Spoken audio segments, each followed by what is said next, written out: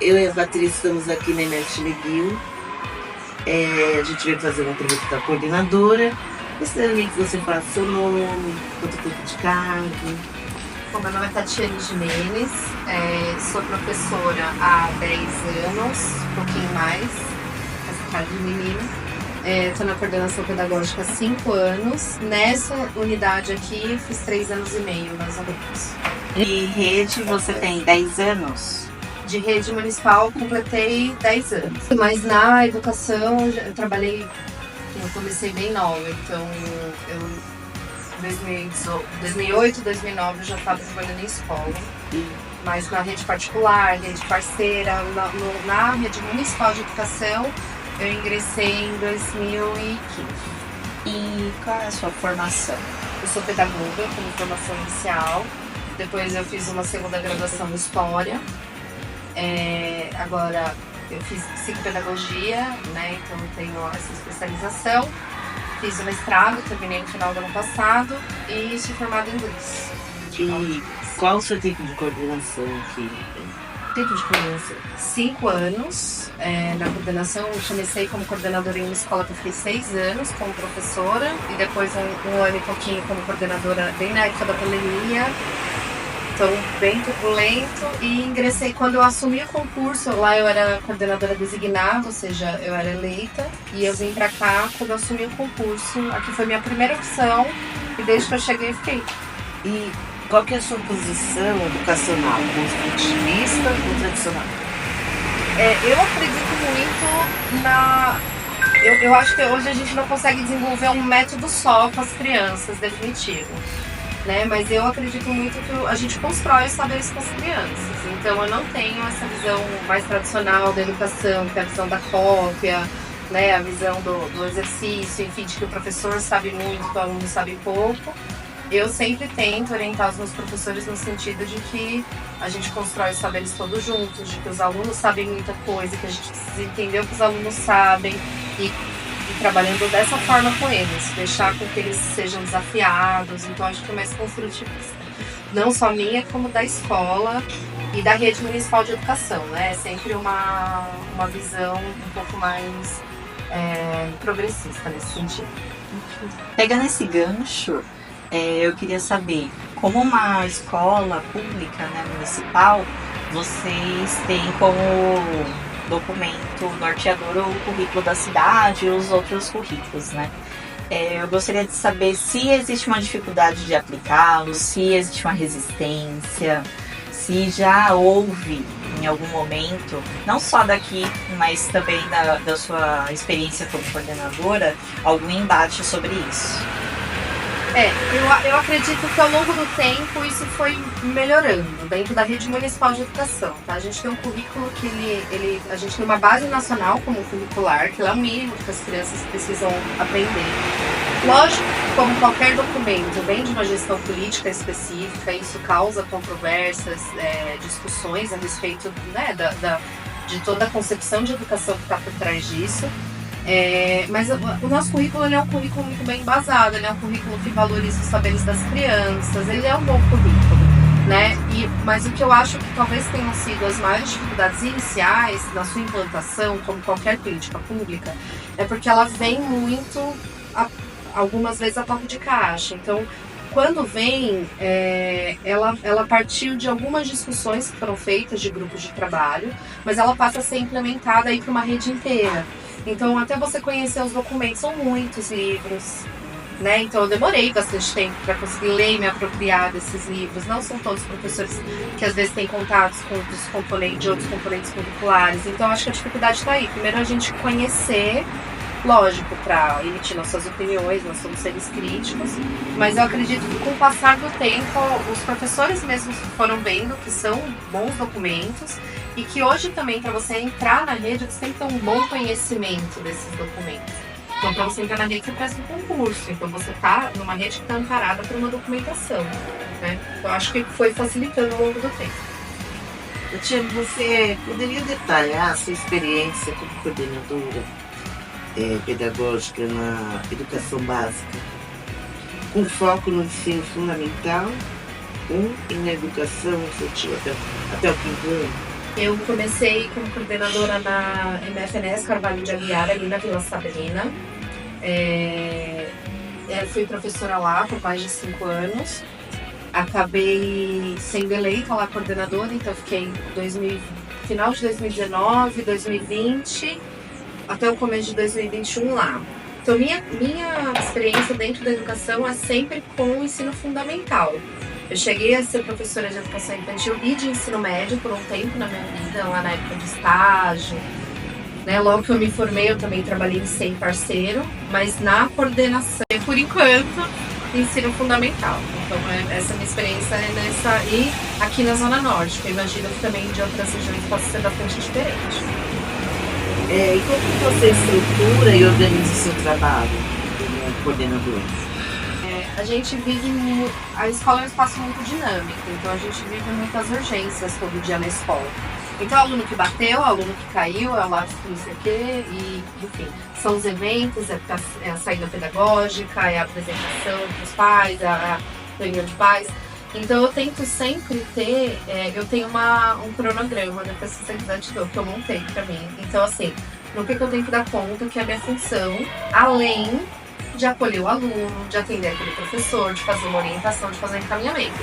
Então, lá no primeiro bimestre, eu preciso fazer a entrega dos projetos do ano, eu preciso auxiliar a equipe gestora a organizar o horário dos professores, onde cada sala vai ficar, os livros de registro, onde estão os materiais pedagógicos. Então, eu tenho essa lista. Acabou o primeiro bimestre, eu tenho conselho de classe, imprimo os boletins, vejo o rendimento das crianças. Então, eu tento ter a minha listinha ali do que eu faço, que é obrigatório. Então, eu tenho aqui a lista já de quem não está alfabetizado ainda, quem que a gente já chamou os pais e tal. E a gente também tem que mediar isso um pouco com as demandas de urgência, porque quando está pegando fogo na escola, você precisa parar isso aqui. Então, isso aqui precisa estar bem em dia, porque eu sei que a qualquer momento, por exemplo, semana passada a gente teve um roubo de fiação. Então eu fiquei 4 dias sem mexer no e-mail, sem conseguir enviar documentação, sem conseguir fazer resposta para os... Então, eu tento organizar meu trabalho dessa forma. Eu tenho os meus horários fixos de reunião, eu tento priorizar os atendimentos dos pais, sempre caso para a secretaria em um horário específico do dia, mas também, por mais que a gente tente estruturar o nosso trabalho, às vezes eu sinto que a maré vai indo e a gente vai indo junto com a maré. Então, é isso. Estruturado tá. Agora sim. Basicamente, esse é a rotina do coordenador. Eu tenho formação com os professores 2 vezes por semana, às terças e às quintas. Aí eu tenho 2 grupos de formação, um grupo de vídeo com a outra coordenadora, que é o grupo da 1h30 às 3, e eu tenho um grupo das 6h30 às 8. Que às terças e quintas a gente senta para estudar. Então a gente pega tanto os documentos como outros textos, vídeos, enfim, a gente vai vendo também as questões da escola, a gente tem um projeto anual. Tenho minhas formações mensais, então amanhã eu estarei na escola porque eu vou estar lá em secretaria. Então eu tenho esse cronogramazinho, às vezes, que a gente vai seguindo. Então eu sei que o horário, o segundo recreio, por exemplo, é um compromisso sagrado, porque eu tenho que estar lá em cima porque eu conheço as crianças lá. Então é isso, eu tenho essa rotina anual e tenho uma rotina semanal que, dentro do possível, a gente tenta obedecer. E como você caracteriza a relação com os professores, né, a equipe gestora? A gente já tinha conversado um pouco sobre isso, mas a gente sabe que, assim, na escola pública tem muita briga, né, no sentido muito embate, no sentido de um querer fazer de uma forma, né, a aula dele, e que não necessariamente é o que o currículo pede, é o que a formação que o coordenador pede. Quando esses casos acontecem, como que você tenta resolver isso? Olha, eu vou falar assim, que eu acredito que a gente está numa escola que é uma exceção, muitas vezes, tá? Lógico, em qualquer relação humana, seja uma escola particular ou pública, você tem embates, você tem desacordos, as pessoas são diferentes, e eu acho que isso é uma coisa que é importante. Mas eu acredito que ao longo desses últimos 3 anos, a gente conseguiu construir junto com o grupo uma relação que é uma relação boa, né? A gente sabe que é muito difícil você conviver com 70 funcionários, e você não ter nenhum tipo de desacordo. Isso não existe em lugar nenhum, né? A gente tenta, assim, sempre a primeira vez que a gente observa o professor está fazendo algum trabalho que está muito desalinhado com o currículo, tá? O primeiro lugar que a gente vai tratar sobre isso é na formação. Então eu vou levar algum texto, vou levar alguma coisa, vou levar aquilo como exemplo para o grupo. Porque geralmente quando acontece em uma sala pode acontecer em mais de uma. Se é uma coisa muito discrepante, que assim, tem ali uma questão da garantia dos direitos da criança, a garantia de aprendizagem, eu já chamo o professor e converso. Hoje, vou te falar, em 2024, eu não tenho grandes problemas com relação a sentar com o professor e falar, olha, às vezes os professores chegam com o planejamento e falam, Tati, ó, quer dar uma olhada pra ver se está tudo bem? Então, hoje chegamos nesse nível. É sempre assim? Não é. Tá? Não é. Vai de escola para escola, vai às vezes também do professor estar muitos anos na escola e ele sabe fazer o trabalho dele da forma como ele sabe, né? E a gente sabe ao longo dos anos com as pesquisas, das formas que as crianças aprendem mais, aprendem melhor. Então, a gente tem feito às vezes intervenções. Sempre é bem aceito? Não. A gente sempre fala uma vez e resolve? Também não. Mas melhora muita coisa? Melhora também. Então é isso que a gente tem que se apegar, porque também todo mundo ir lá fazer exatamente do jeito que eu quero também não é a ideia. A gente precisa se construir enquanto grupo, entendeu? Que tipo de estratégia você usa para ter uma boa participação dos pais na unidade escolar? Isso é sempre um esforço que a escola inteira precisa fazer, né? A gente faz as reuniões de pais semestrais, bimestrais, que a gente vê que não é suficiente, então a gente sempre procura, mesmo antes disso constar em calendário, a gente sempre fazer uma reunião inicial no começo de cada semestre, para apresentar os projetos. A gente tenta com que a reunião de pais ela nunca foque somente ali na questão da disciplina. Ela vai muito para os projetos, porque a escola tem para oferecer o que o professor vai trabalhar naquele bimestre, de que forma. A gente tem os grupos de WhatsApp com os pais, então facilitou muito a comunicação, porém também traz algumas questões com relação a essa proximidade com as famílias, né?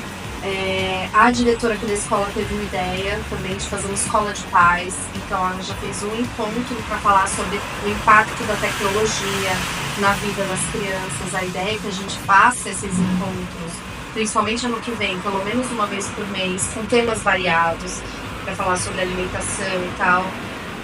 A gente tem vários eventos abertos para a família, então agora dia 9 de novembro a gente vai ter a feira cultural, então a gente expõe tudo que as crianças fazem, vários passeios, saídas pedagógicas que estão abertas a adultos, alguns pais que também querem ir acabam indo. Então, quando tem a apresentação da banda, a apresentação do coral, que a prefeitura disponibiliza a participação das famílias, a gente também chama.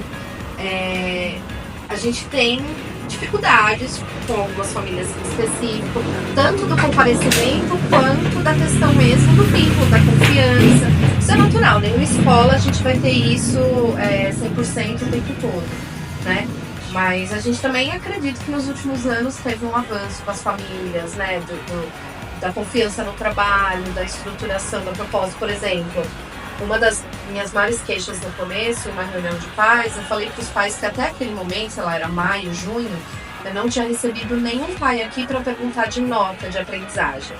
Era tudo do fulano puxou o cabelo, né? Era tudo questões que são questões comportamentais importantes, né? Das relações, mas a gente precisa também olhar um pouquinho para a aprendizagem dessas crianças, olhar um pouquinho não, né? Prioritariamente.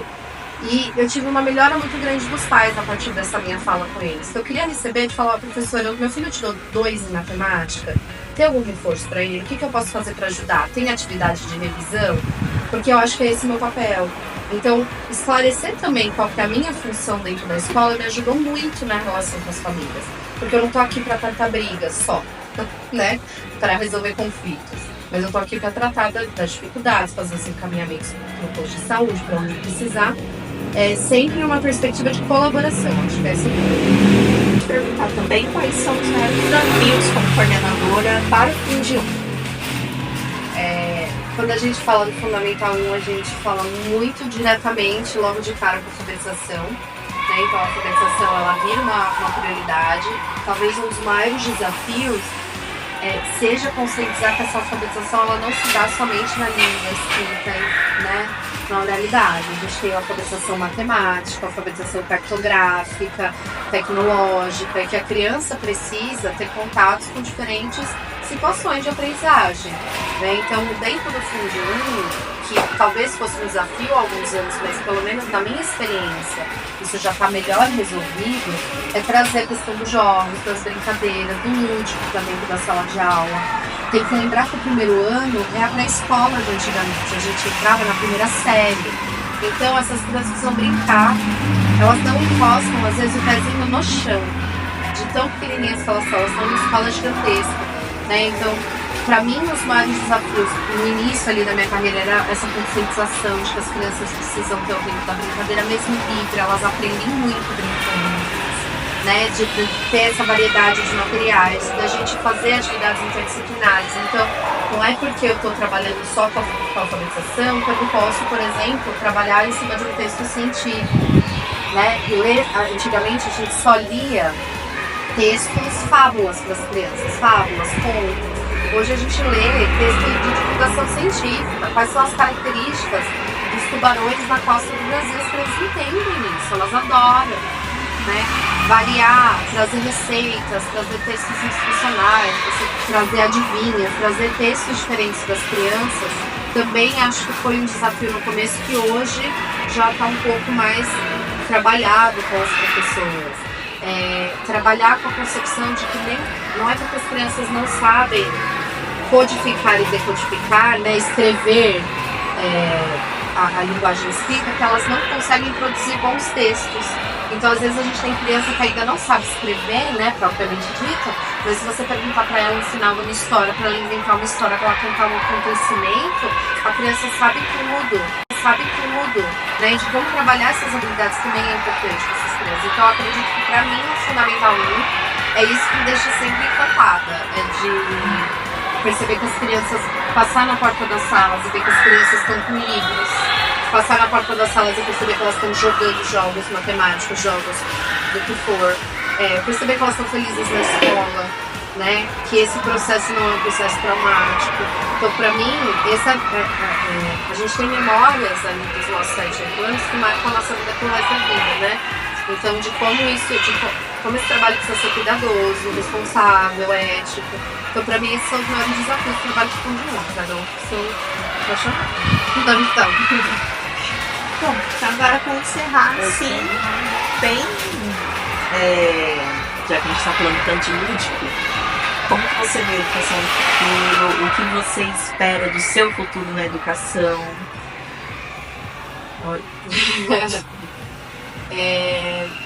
Eu gostaria, eu espero não, né? A gente nunca sabe, o mundo é muito louco, a gente nunca sabe de falar, eu espero que isso seja dessa forma. Mas o que eu gostaria é que a gente continuasse acreditando na ciência, acreditando nos pensadores da educação, nas pessoas que falam sobre ensino-aprendizagem, que realmente pararam para estudar sobre ensino-aprendizagem, sabem o que elas estão falando, que a gente respeite a criança, de que a gente continue valorizando essa aprendizagem da criança no tempo dela, no ritmo dela, com respeito, entender que assim, antigamente tinha uma visão de que a criança era uma folha em branco, né? Então o que eu pintar ali, ela vai virar aquilo que eu colocar ali na cabeça dela. A gente sabe que não, que hoje a criança sabe muita coisa, respeitar as diferenças dentro da escola. Então eu esperaria que a educação continuasse seguindo esse rumo de mais humanitário que ela, essa característica que ela veio adquirindo aí desde a Constituição nos últimos 30 anos. A gente quer agradecer muito dessa entrevista, muito enriquecedora, né? Muito obrigada. Se precisarem, estou pra